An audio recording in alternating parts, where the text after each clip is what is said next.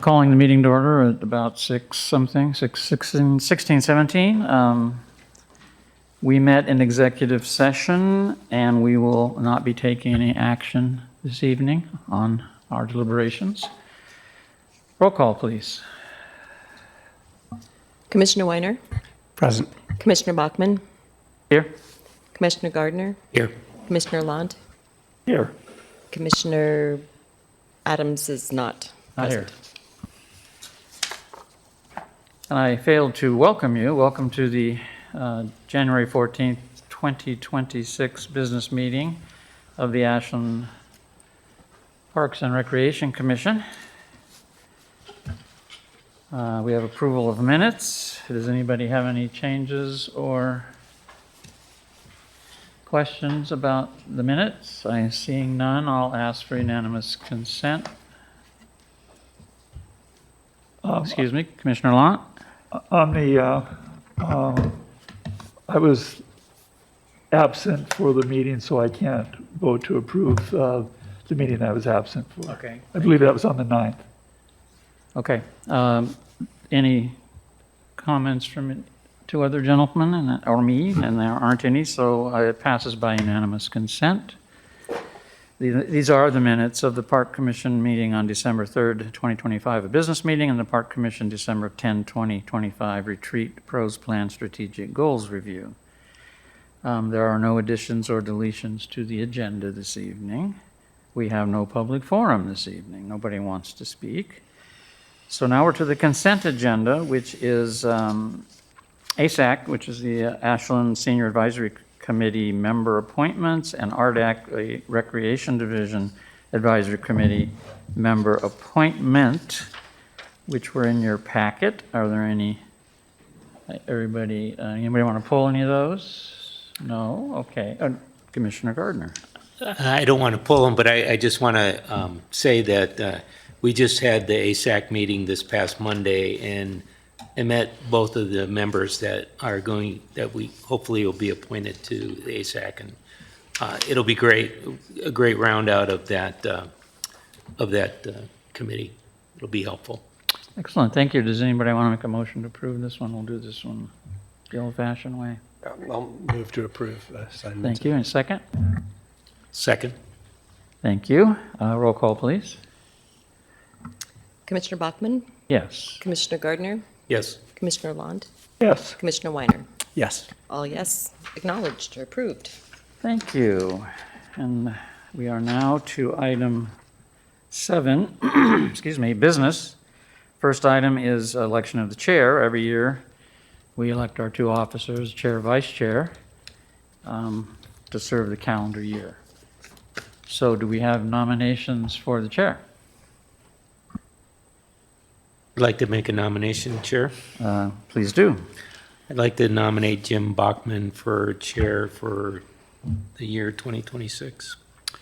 Thank you. Is there a second? Commissioner Lant? I so move. Thank you. Would either of you like to speak to that one? Yes, I'd like to say you've done an admirable job this past year, and look forward to you leading us forward into this calendar year. Thank you. Commissioner Lant? Roll call vote, please.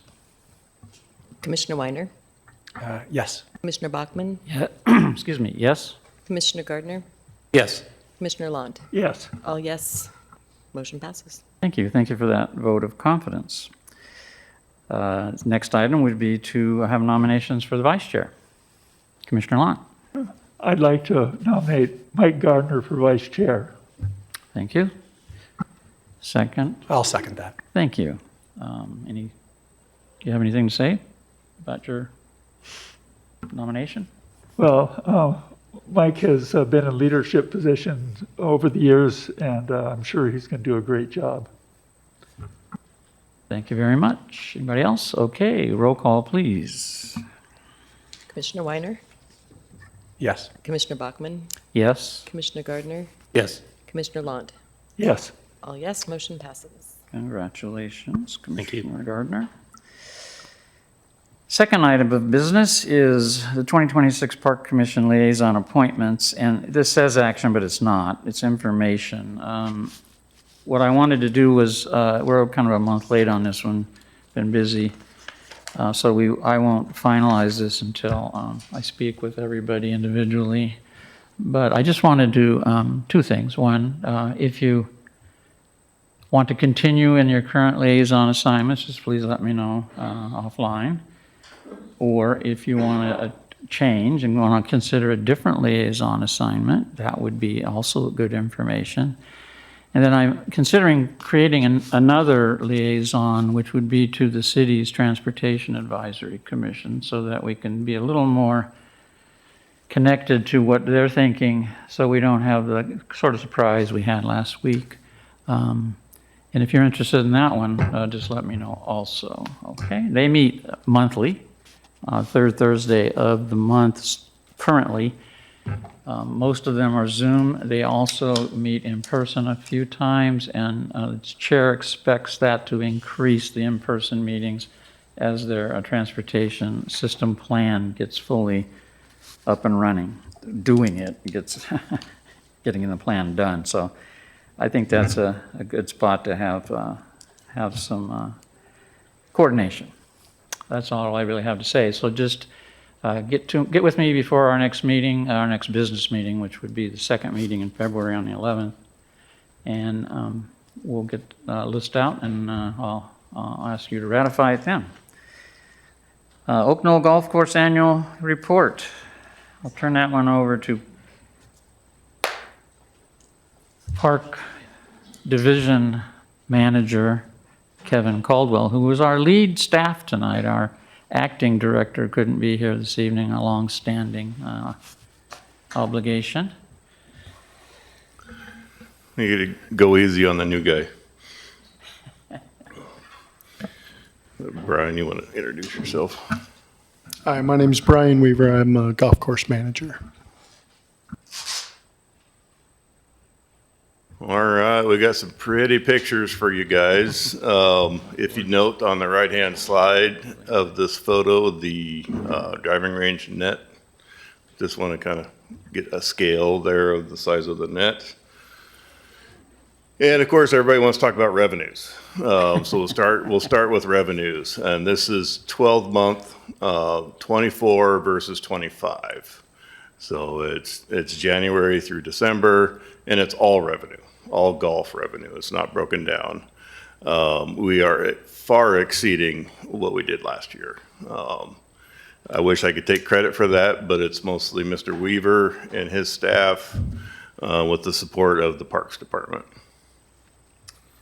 Just one question. Is that due to more rounds, more buckets, or is that due to increased fees, or is it both? Both, Okay. to be honest with you. Yeah. Thank you. And some of the other this slide, well, the coming slides will help describe that. So this is total revenue, total of what we showed you in the previous slide. So we're up 28% over last year. So we're very happy with that. I mean, we got room to go, but we're trending in the right direction. Yeah. Revenues, if I may. I've just been thinking about the Oak Knoll area and the golf course. And do you guys ever calculate cost per user or cost per user day ever? Do you ever think about how that? It's hard for us to track users. I don't know, Brian, that we have user data on number of customers. Yeah, we certainly do have that data for the rounds played, but the walkers and, pedestrians and even spectators that are with a golfer and those kind of things, we don't track that. But yeah, if you'd like, we've got rounds data coming up for you as well, but traffic is definitely on the increase. The word has gotten through the valley quite nicely this summer, so I'm confident that we'll continue down this trend with, everything lining up. I'm just thinking as we think about the cost of the course and the space, but I think about it in terms of if we're expanding services out there, if we're having concerts or picnics or whatever, if we think about it in terms of, cost per user days or whatever, that's a different metric that might speak a different story about really a added, sort of a real value add to the community that tells a different story that might be valuable. Yeah. And I appreciate the challenges. Well, and another challenge to that is our annual passes, so we don't know exactly how many rounds those people are playing. We have an idea, but, so again, this is just year over year, 25 versus 24. This is, rounds of golf, which we're trending the right direction, and the driving range tokens sold, which is also trending in the right direction. However, the driving range data is going to not look like that next year.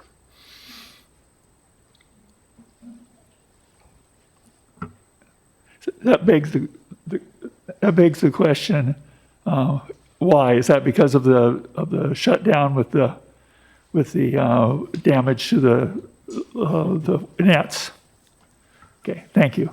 Yeah, exactly, and that's right here. That's coming up. So that's the end of the revenue portion. I'm moving to an update on the driving range. Any more questions on the revenue piece? Commissioner Lunt? Well, just a comment. Bravo, you're moving in the right direction, and it's noticed and appreciated. It's not the sleepy golf course everybody thinks it is. It's. Can I ask a question? Just one more on revenue, and thanks for getting the year over year, but I sometimes find it, if we had a longer set of years that we're looking at for trends, I mean, this trend is great. A little historical data on the update is always helpful too, like more than just year over year, just as a. You want us to come back with that? No, We can. I'm just saying, Next year. next year, if it might put it in the notes just to bring that with you. We do. Brian's really good actually at tracking our progress over the last 5-6 years. Yeah, I've got the records in detail back clear back through COVID. So, we are literally not even trending. We are pacing with COVID and the extra dollars that were in the households and those kind of things. So I'm excited about it. I think the revenues are starting to show it after just 1 year. And I think we've just sort of started. I think we've certainly got some room to move, but I think we're in the right direction for sure. Right. It's exciting. My point is, this is the time to tell the story of the golf course, and a little more history on the revenue history is always helpful, I think, if it's trending in the right direction. Thanks. Got to celebrate the wins. So the photo on the left was the driving range November 5th, and then the other photos from January 12th, just showing the damage and that we've got things cleaned up, ready for hopefully a replacement net structure. And again, just an update on the status of the driving range, on the storm on the evening of November 4th damaged all the poles on the east side of the range. Our staff on November 6th took down the remaining poles because quarter or a third of them were broken and loose, just kind of hanging, swinging, waiting to fall. So in total, 35 poles were damaged, including 52,000 square feet of netting and steel cables. It's been closed ever since, and the poles and nets have been removed and disposed of. According to our insurance company, estimated replacement cost for the poles and the netting is $277,000. We have received payment from our insurance company in the amount of $163,000. That was their payment to us minus the deductible and the $88,000 in depreciation. We have moved forward. We got a scope of work and a fee estimate for $41,000 through an engineering firm to design a replacement, more resilient driving range. And it's currently being reviewed by our insurance company, who is now heavily involved. And we are hopeful that we can complete the design and bid process this summer for potentially fall construction to replace the driving range.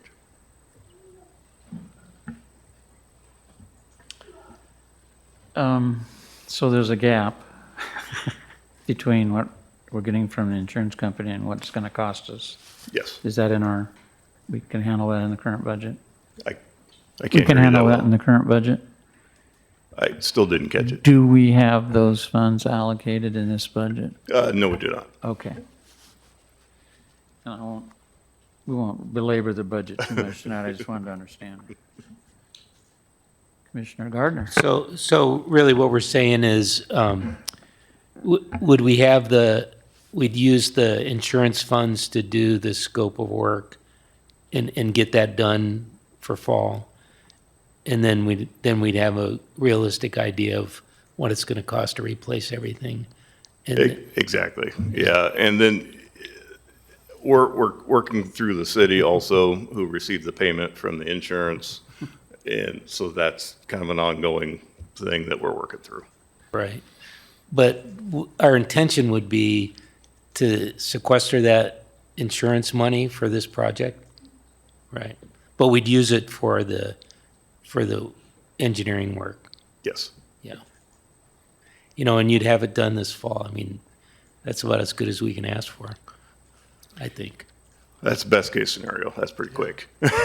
Okay. Well, you never know. Thanks. Any other questions on the driving range before I move forward? Okay. I'm happy to report we have a small uptick in the number of tournaments we've had out there. Thanks to Brian's help. We have monthly men's league tournaments out there. Elks Lodge, Asher Homes, the women's Indivisible concert happened out there at Oak Knoll. And I'm proud to report, actually, that we had the inaugural city staff tournament. We have some projected winners on the right for 2026. However, in 2025, the Water Distribution Department did somehow win the trophy. So you got to have fun. I'll do better at scoring that event next year for us. So now we'll end with challenges at Oak Knoll. Our biggest challenges right now, I think, are remaining relevant with the loss of the driving range and the restaurant. It's not, what Brian has helped me understand is with golf courses, it's not just one piece that brings people there, it's the whole experience. And so we want to offer a larger experience to our customers in the future. That will also increase our revenue. Another challenge is trying to increase our revenue with limited staffing and resources. You guys are all very familiar with that and the challenges at Oak Knoll. But currently we have 3 FTEs assigned to Oak Knoll with seasonal help to supplement that. We're making it work, but it's just hard to expand with current resources. One of our biggest challenges on the maintenance side, or biggest dollar signs, is the irrigation system. I mean, it was put in the 70s, and it's certainly showing its age. We continue to repair it. It works. It leaks. We fix it. It works. It leaks. We fix it. But we're making it work. And then lastly, you guys are very familiar with the budget instability due to water costs. You know, we don't know one irrigation season to another, what that's going to look like, when it's going to turn on, turn off. And comparatively, the high cost for city water, that's not an excellent solution. So we continue to look for ways to help lower our irrigation costs, which kind of falls into the previous bullet there of the aging irrigation system. Yeah. I recall some discussion about the historic sort of retention pond that was used for irrigation. Has that, maybe it's already been fixed up and is in use, or is that part of the equation in any way? That's a complex question. And there is a retention pond, and what we found is we can't store more water. So that was not the outcome we're looking for. Any other questions on Oak Knoll? Have we ever approached the city about a special water rate for the golf course? At least twice since I've been here. And will we do it again? Absolutely. I think with some cooperation, I think there may be a way. Yeah.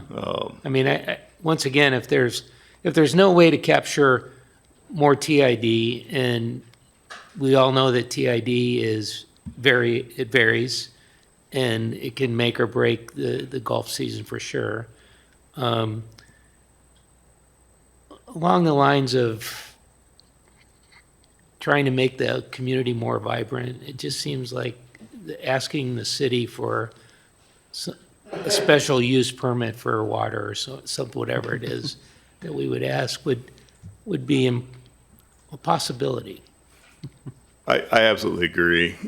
I do know that it gets difficult with different enterprise funds, and but my personal belief is there's got to be a way. I mean, at the end of the day, we're all in it together. You know, parks and the city, and there's got to be a way. I just keep it on the radar for sure. Thank you. Okay, I guess that's it for golf. Well, let me Thanks, stop Brian. here. Any further questions? I didn't realize we were going to just slide into the next one. Thank you very much, Brian. Okay, next item is fourth item under business, Winburn Way Safety for action.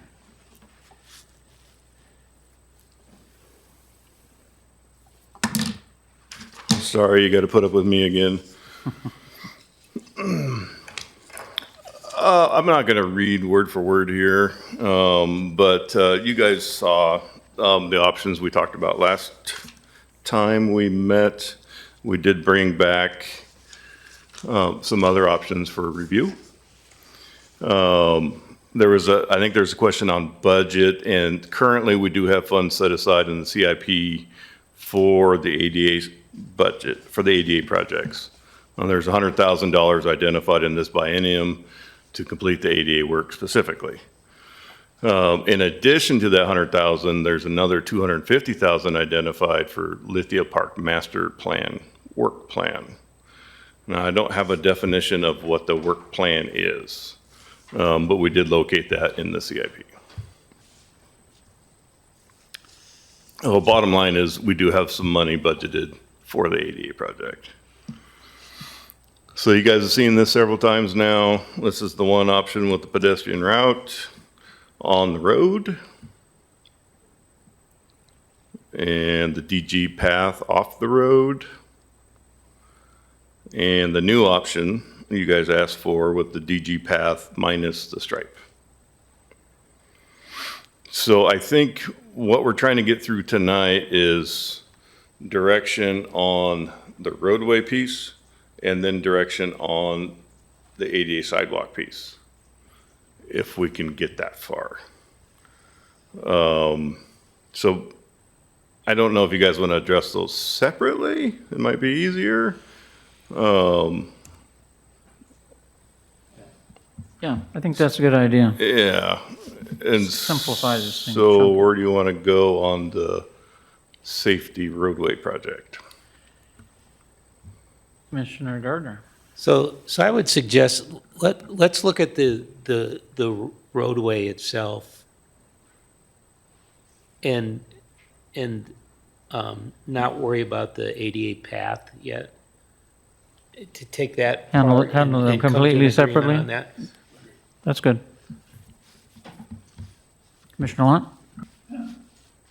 Yeah, I'd like to move that we approve the Plan 3, actually the one that's in front of us right now, as the Winburn Way roadway plan. So we'd be approving the road without a line, and this includes the way the sidewalk works. So it's everything on the bottom part. And then the ADA path is a separate item. I understand the motion. I'm just making sure that okay, you got it. Second, I'll second that. Commissioner Lunt? I think we have hashed this out pretty good. I'm not totally sure that we won't need lines in there, but that could happen afterwards. And so it's simpler to start with less, and we could always add a little bit more if we need to. So I think this is a operationally a good place to start, and I wholeheartedly would like to see this moving forward.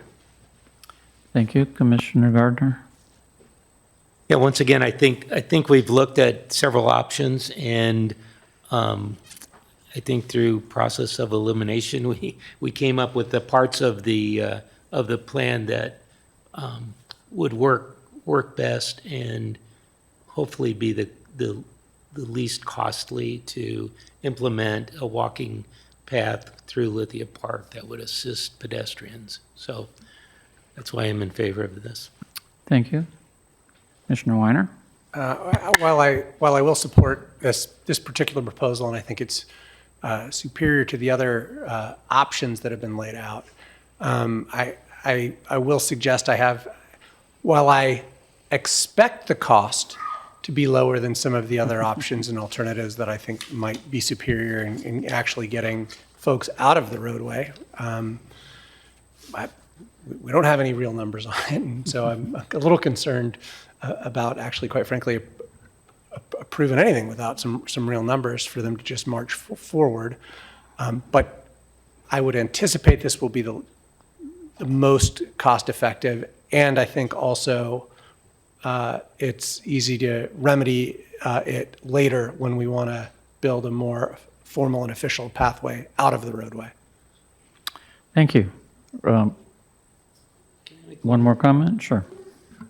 So earlier in this process, we were on a Plan 1B, maybe it was. I think, we were kind of, and it involved crosswalks that we haven't really identified in this plan. And I'm just wondering if there's any need to identify those locations, or if we move this forward, and maybe a caveat to the motion would be that there be identified crosswalks. Commissioner Lunt? I don't think it needs to be in the motion necessarily, but we just need to direct staff to do that. I think for me, that's sufficient. I would agree with that. We can always add crosswalks as necessary, so we'd like to have them identified. I think we should consider while we're at it, although this is getting off the motion, so I'm going to vote here, but I'm just going to add that maybe raised so that they serve as speed humps as well. Roll call vote on the actual motion, please. Commissioner Weiner? Yes. Commissioner Bachmann? Yes. Commissioner Gardner? Yes. Commissioner Lunt? Yes. All yes, motion passes. Thank you. And I think just based on some conversations, over the last 3 months. We probably want to consider something that Commissioner Weiner brought up earlier in our discussion a few weeks ago, that the other alternative completely, which we don't have on an engineered basis yet, which was an original idea going back about 3 years, which was to go to the south on a more gentle slope and then come back to the existing path as an alternative to this, and then we can weigh the two. Is it possible to have that ready for February? Well, I think we have the concept for you tonight. We have a concept, Yeah. okay, but not the contours and everything? Yeah, I mean, Okay. it's conceptual at this point. All but this option is complete. The rest of them are conceptual, and we just have to go to work and design it Okay. at So- a cost.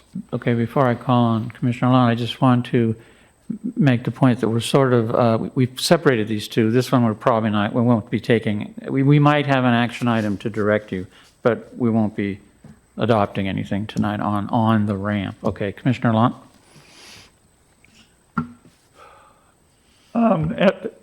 As I have looked at this more closely, and I've actually talked to Superintendent Caldwell,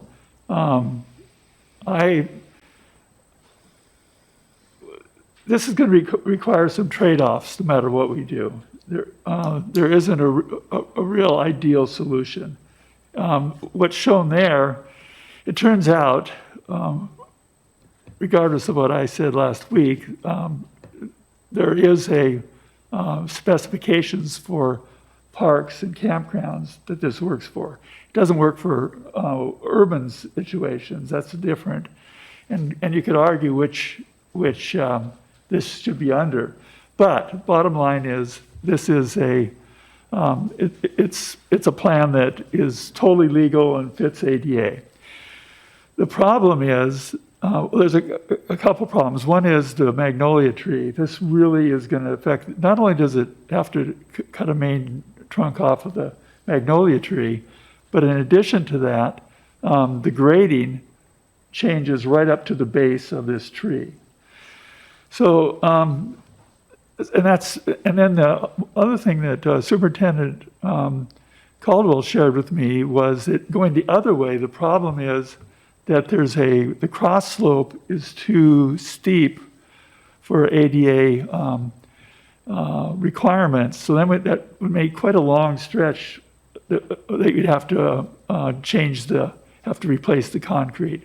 And I guess in some places it may also be narrower than the requirement.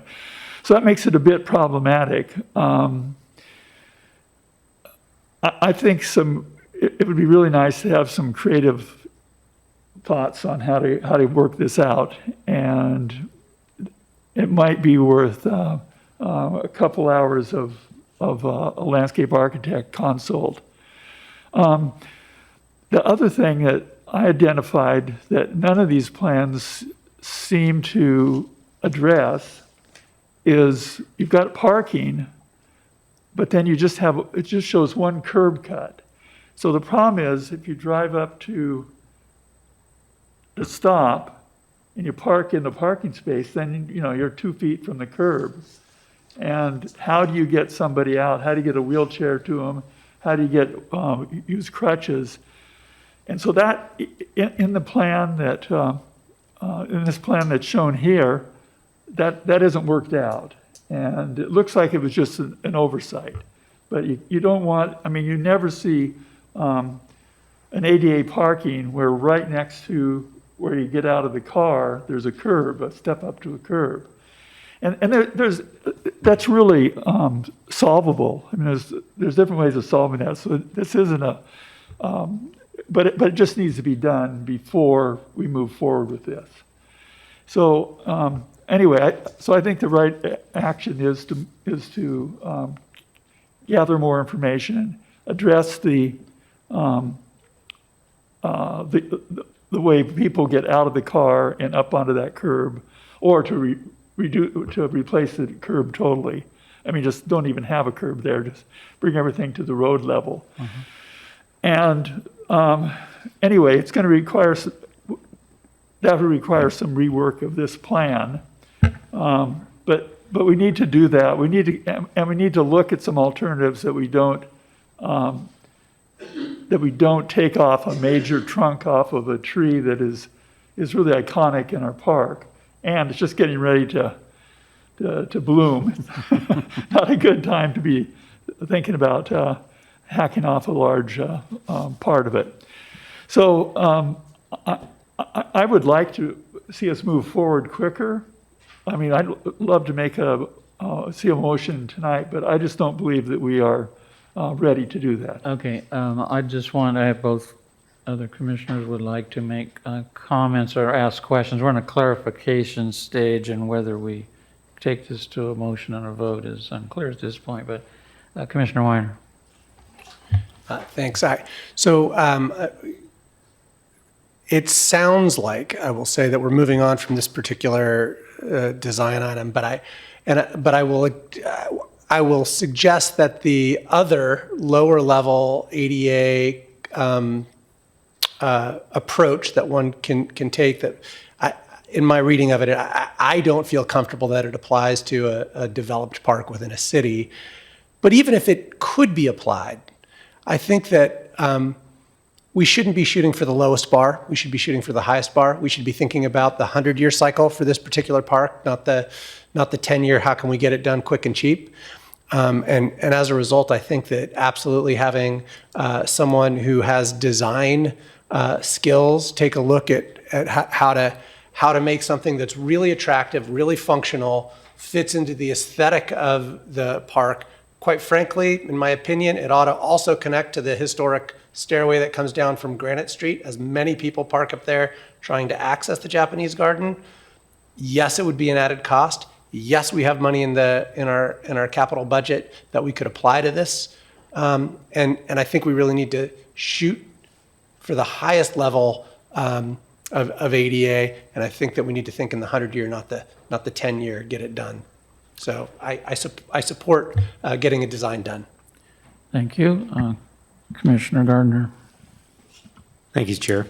So I believe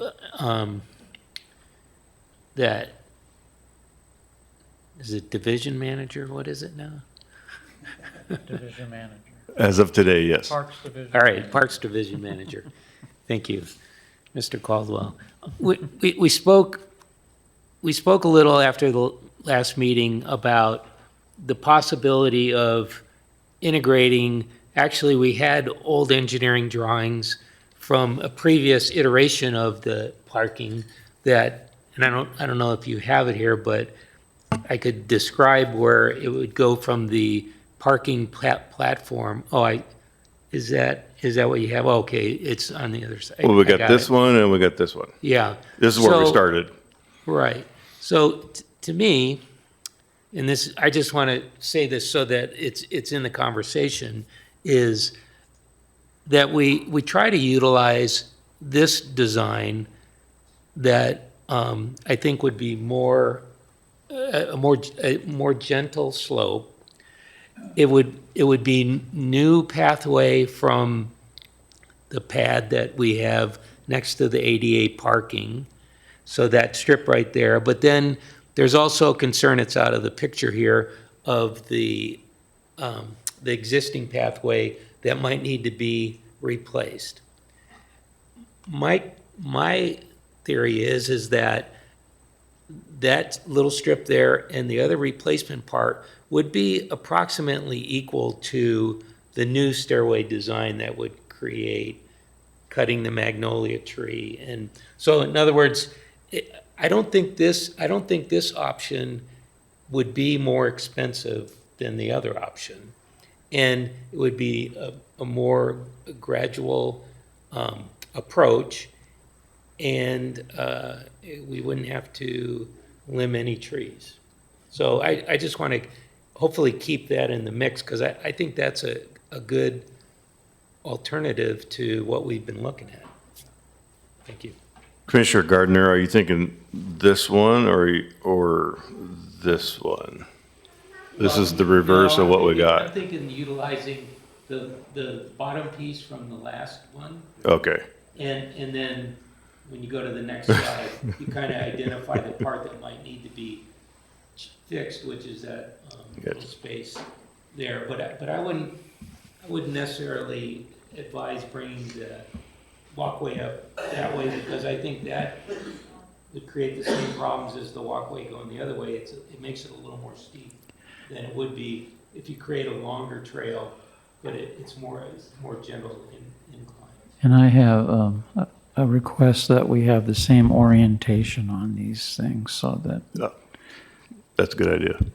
I mean, I had to flip this. I'm a Boy Scout. I was training. I was one direction. It's north. Yeah, we're looking at it one way. I get it, yeah.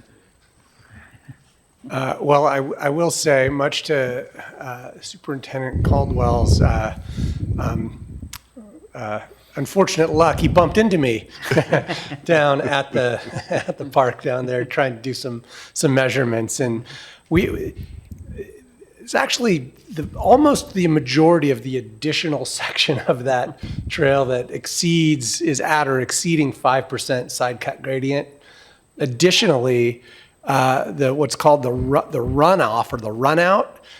So it kind of comes, as it comes around and heads over towards the Japanese garden, it kind of comes up a little bit and then drops down. And that down slope requires some modification. So I fear the numbers might be a little more than but I actually think doing it this way will allow us to do a little bit of modification on that run-in.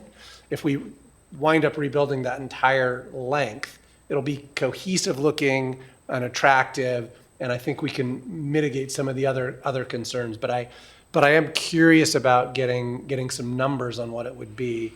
I was encouraged to see $350,000 in the CIP for the ADA potentially. Do we need a succinct motion here to give clear direction? Yeah, and Kevin, maybe I'll start my question with you. So we just had so the body's approved Plan 3, and then For the road only. for the road only. Oh, okay. We separated the two. Okay, into and so separate- now yeah. the question is for, okay, and then now the question is for which ADA accessible plan we'd want. Okay, thanks. Commissioner Mott? I don't think it's quite, in my opinion, we're not either or quite yet. Okay, and it's not February either, so I think we're talking about a fresh look. We only want to do this part once. And we need to have good ADA access, so let's give this one some serious thought, and when I'll keep tabs on how we're doing, and we'll get this back here as quick as we can, but we want a finished project plan at that point. We don't want to keep kicking this thing around. Commissioner Gardner? So just one question then, would we expect multiple options to come back? Is that what we're instructing staff to do? Well, that's a good question. Well, we have to vote. I don't want to, it's not a study session item that was properly prepared for that, but. I'm just asking, we're asking them to bring back a concept. Is that do we just want them to bring the one concept back? Or do we want? Well, I think we have this. Yeah. That's in the can, so that's one possibility. So I Right. think we are talking about a concept for the south side of the stairs. Okay. Commissioner Mott? If I may, on this option here, if you can see my pointer, I think part of what Commissioner Weiner was alluding to, this path over here, with this connection here above the existing stairs, this uphill path is not going to meet ADA, so that's going to require some extensive work to get it there. We looked at the site. They had a fancy level, not like my crappy one, and we really walked along the whole length of it, and the side cut is almost all the way along 5. It surprised me. But 5 point something % side gradient. It needs to be 2, I think. So there were some areas we measured that didn't seem quite wide enough as well. But I will say, I think if we're building a significant portion of the path anyways, just from an aesthetics, having it be cohesive and just do, I know it sounds like I'm spending money I don't have, but I mean, like, do it right. Like, make it look right, make it be cohesive. If we can find it in the budget, let's find it in the budget. Commissioner Long?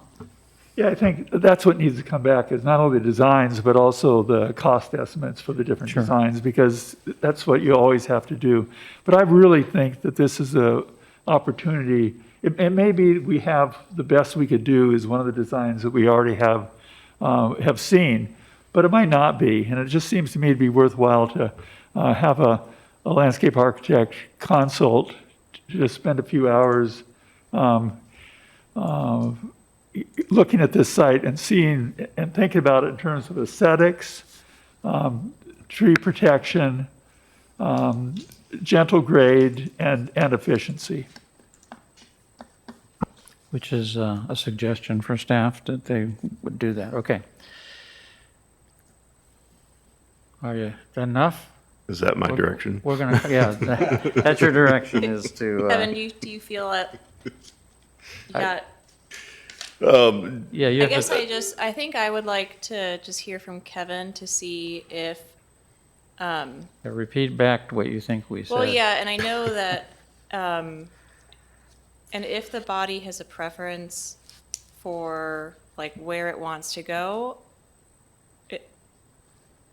that might be helpful in getting the estimates a little bit better. So to the extent there is consensus, if there is, that might be helpful. Kevin, chime in if I maybe misstated or maybe if it, Well, Yeah, there's no, a- if there's I think a we have an question we can- iterative process coming up here where we're going to take a look at a concept for this other inn, and then we'll settle on a more definitive, Okay, so the concept will be something just internally and then, so we'll have internal designs, and then is it only then when we have consensus, and then we'll get estimates from the engineers? right, Okay, more or less. But in the meantime, we would want to have ballpark sure. estimates from staff. That's right. To get an Okay. idea, like if one is twice as much as the other, even though it's maybe slightly better aesthetically, we need to know that. Yeah, I think I'm comfortable with the current estimates we have on the design that we have done. We could take those numbers and apply it. And so what I'm hearing tonight is basically to explore this option and connection above the existing stairs and trying, I mean, I think we've all fleshed out tonight and the previous days that existing upper path is pretty much going to go away. It's going to have to be replaced because it doesn't meet ADA specs. And that's why on this current design, we were trying to avoid the majority of the existing path. So we didn't have to bring that up to specs. This design, to me, is kind of an intermediate, where we're still connecting to the path, but we're above the steepness at the stairs to minimize new sidewalk on that upper path. But we can also explore options here and wrap this path around to the existing path. And that's what I'm hearing tonight. I mean, I think that intermediate one that sort of cuts up halfway, it's hard for me to imagine what that would look like and that it wouldn't look kind of wonky. Plus, I think might wind up being a little too steep of a gradient. I'm not opposed to hearing or seeing what that might flesh out like, and I'll go stand there and stare at it and see if I can envision it. But in walking around there with you, it really felt like you got to get the distance in order to keep the gradient acceptable for pushing a wheelchair up. And that's what the other one buys you. Agreed. Commissioner Gardner. And just one quick comment. So so in this design right here, the handicap parking moves north or west, whatever direction that is. And so then that would affect the DG path also on the other side of the road, Yes. Yep. since we've approved Right. that design. But just a comment. Yeah, and I think we all know, I mean, this is absolutely conceptual. These are just lines on a drawing. Yeah. So Right. the parking area, to Commissioner Weiner's point, likely will move to extend that length. It's just, we could explore whatever you wish for us to explore.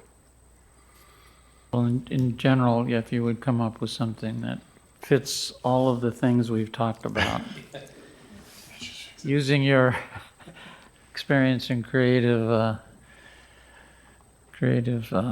juices.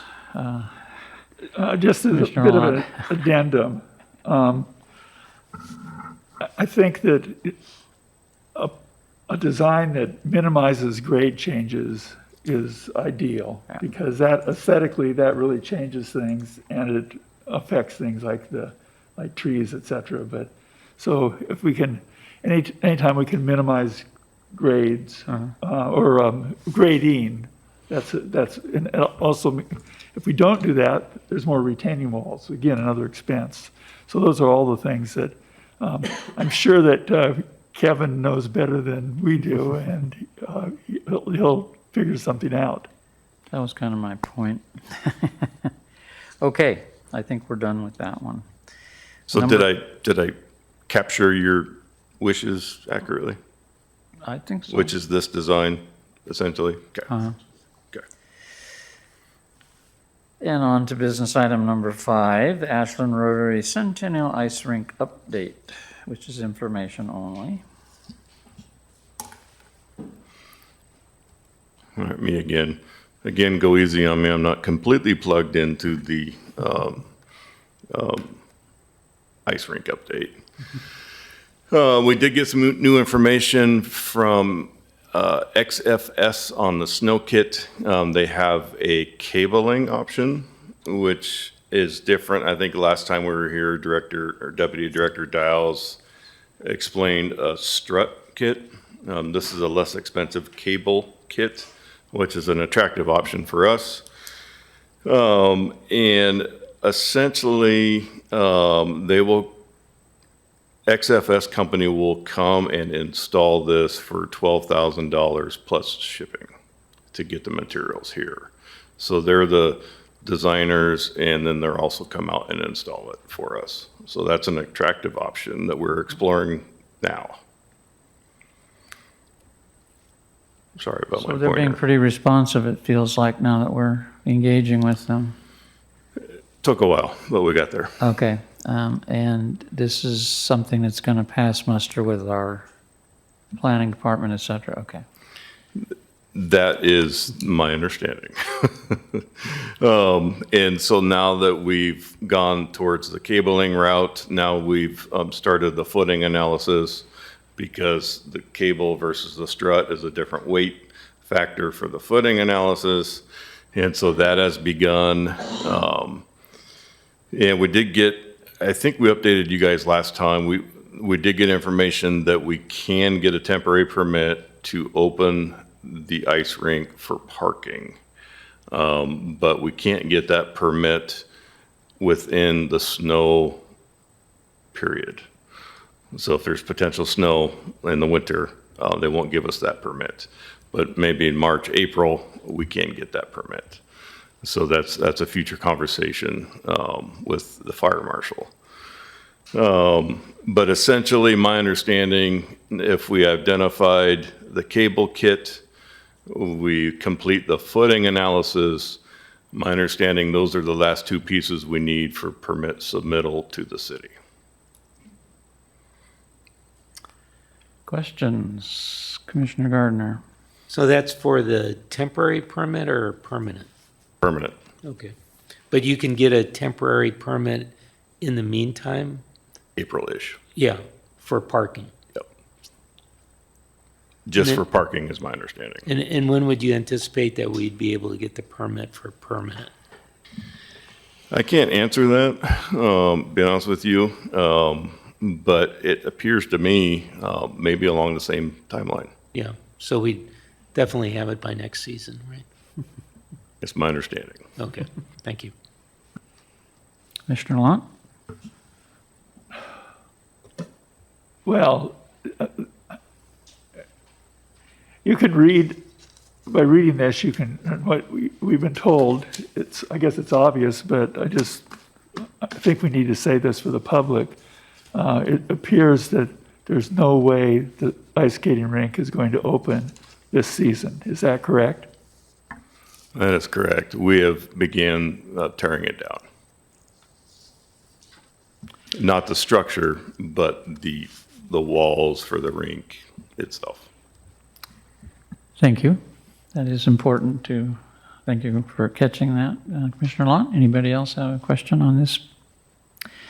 Progress, I would say. Unfortunately, we missed a season, and we have a nice new chiller, and we're going to have a approved structure, and it's going to snow next year for the ski area, and it's all going to get better. Thank you. So the last item is mine, and I just wanted to think about where we're going to go on the PROS plan, which is our 10-year strategic plan. And the deputy city manager has graciously offered to talk to us about the city process, and so we can sink in with that. We want to work together and we are a department of the city, so we have to think about how we fit into the overall plan. Thank you. As you all see, my assistant has left for the evening. I saw that. I was hoping that. Dad's meeting went along tonight. But no, thank you, Commissioner Bachman, and thank you all for the invite tonight. So the city has started their kind of citywide strategic planning process. And we're kicking it off this month with our consultant. And our consultant, just so you all know, is SSW Consulting. They're based out of the Portland area, but they have worked immensely with many cities across the state. They're actually working with Roseburg right now, City of Albany. If you follow their social media, they got a great social media. And we're looking forward to working with them. What we have planned to kind of kick off the strategic planning is a workshop that'll really focus on city council, as well as staff leadership, just to get the context of Ashland and the city as an organization. We have invited the parks chair to join in on this process, including one-on-one interviews, to make sure that the parks voice is a part of the collective as well. After this initial workshop, they will use that feedback to design specific questions to start asking community partners and eventually the public. So they'll develop a community engagement plan around some core themes. We'll perform that engagement. We will collect that information back from the community and our partners. And that's when we will then do a deep dive with staff based on that feedback, for staff to also share their input as well as what actions they see the city can take to support those larger themes and goals that have come out. This is going to be an iterative process that we anticipate to wrap up around July, August time period. And our hope is to incorporate parks as strong as we can. We know you're going through your own PROS planning process, but we'd also love to use this for an opportunity for you all as a park commission to also engage, share your feedback, and hear back from the community as well. And then ultimately, the city will be using this strategic plan to help shape our budget over the next 2 bienniums at a minimum, so that we can have some consistency across our larger goals and projects. And I'm happy to answer any questions that you all may have.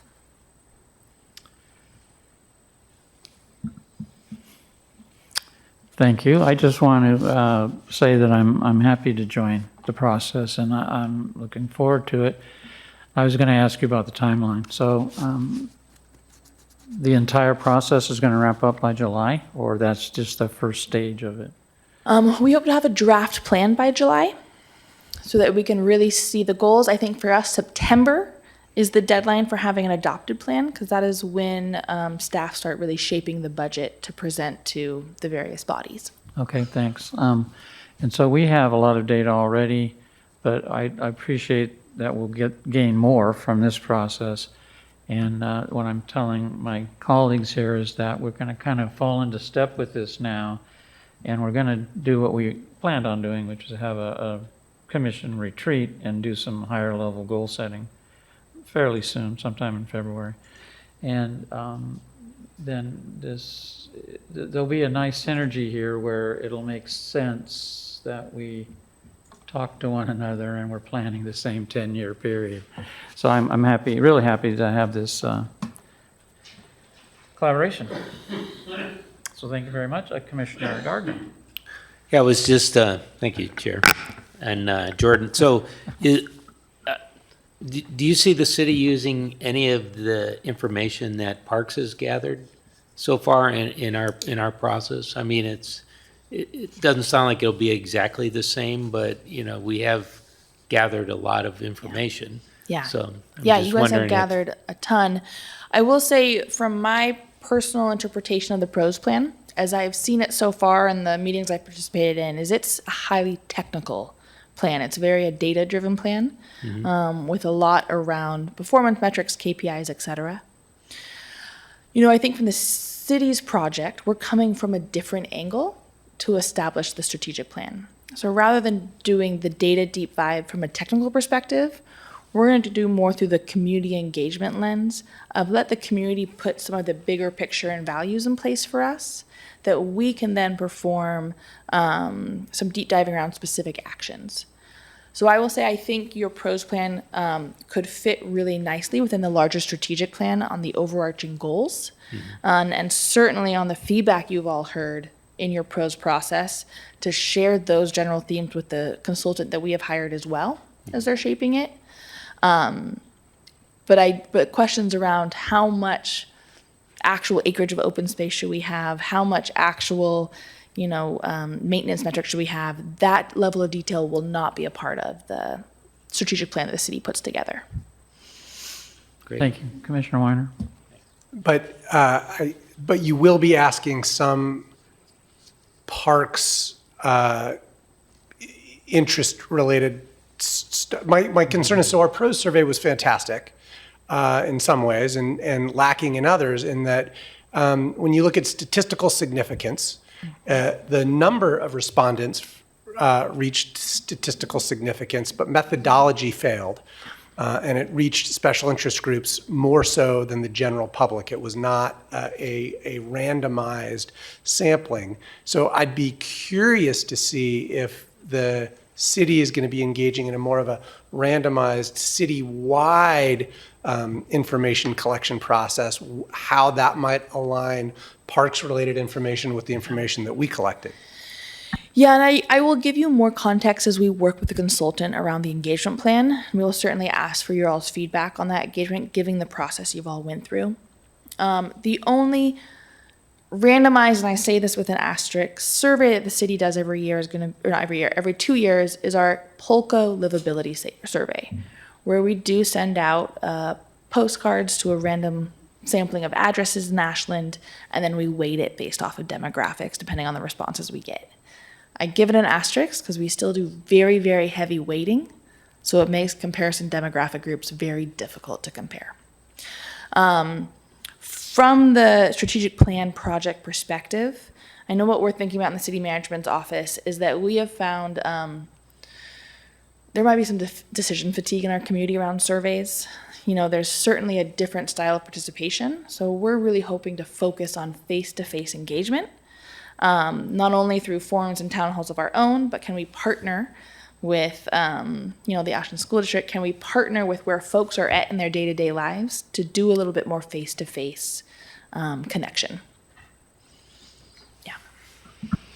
Thank you. That's a good start, and we may ask you back once or twice during the process. Perfect. And I'm going to share this out loud to make sure I remember. The consultant has asked for us to provide them background information, and I'm going to ask for those the pros survey results. It's also past my bedtime, not only Kimberly's, so that we can pass those along to them as well.